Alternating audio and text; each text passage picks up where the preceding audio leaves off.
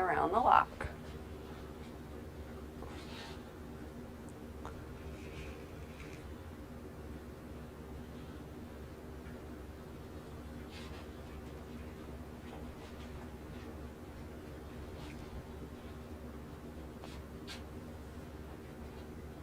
Again, the string is just being used to get the resin into certain grooves and make sure that it's all evenly distributed. We're bringing all that extra resin down through the model.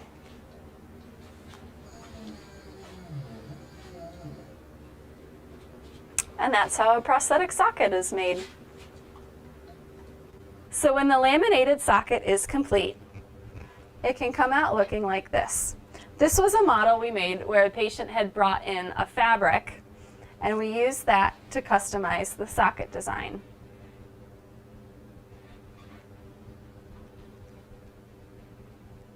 When the socket's completed, it can get added to the additional components. Here's a knee joint, and then we have a pylon and a foot.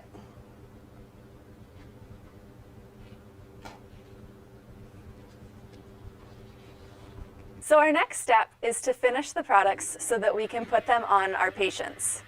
We have several grinding machines and a variety of sanding and buffing cones that we can use to make the edges smooth and polished. Let's go in and see how it's done. So here's Dave finishing some of the edges using these sanding cones. He's using one of the rougher cones to remove extra material.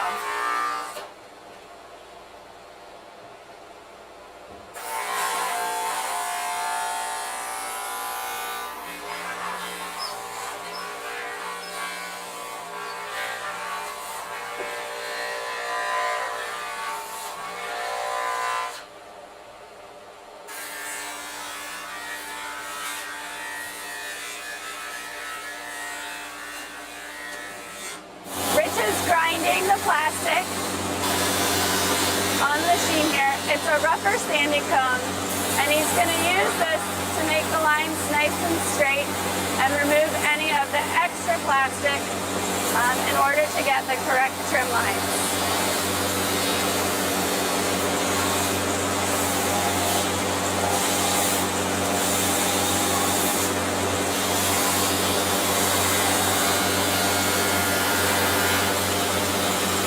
They'll use the rougher sanding materials until they get the brace close to the shape that they want it to be.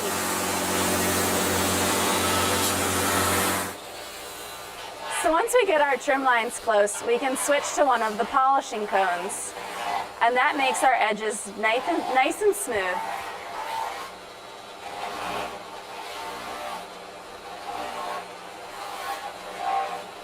So there's additional work that we perform in our lab. Here we can see Phil custom contouring knee joints for a KAFO or knee ankle foot orthosis. Each product we make is custom made, so there's no automation in this. Everyone has to be, like I said, custom contoured to the patient's shape. Phil's using an alignment jig to make sure that the joints remain